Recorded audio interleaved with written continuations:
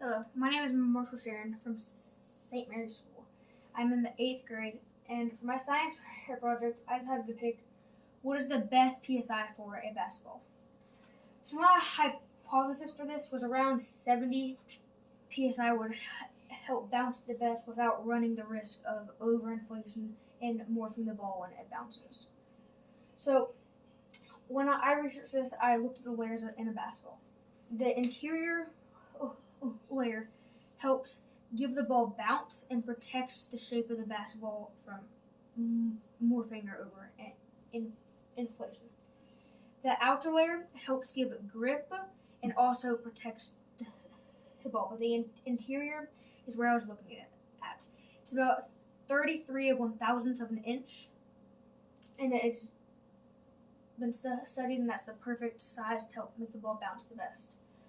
So for my procedure, I needed an air pump, a basketball, and just some sort of board which showed inch by inch how high the ball was bouncing. So I would take the ball and I would inflate it to my desire. So 50, 60, 70, 80, and 90 PSI.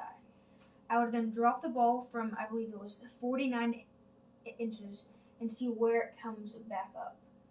So it was actually 46 inches. So for my first experiment on 50 psi, it returned only to 33 inches high.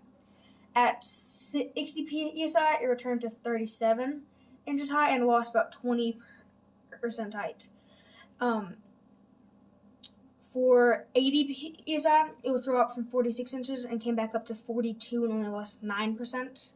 And at 90 PSI, the ball came all the way back up to 43 inches and only decreased 7% in height. For my second set of results at 50 PSI, it returned back up to 30 inches, 3 inches less than the last one, and decreased 35%. At 60 PSI, it returned back up to 34 inches and decreased 26%. At 70 PSI, it returned it back up to 38 inches. At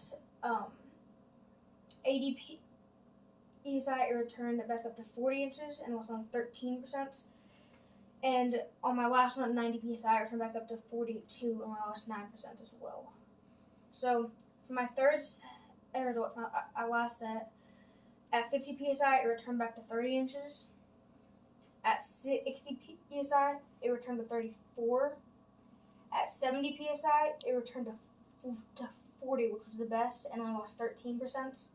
And at 80 PSI, it returned back up to 42 inches and only lost 9%. And on the last one, it turned back up to 44, which was the best, and only lost 4%.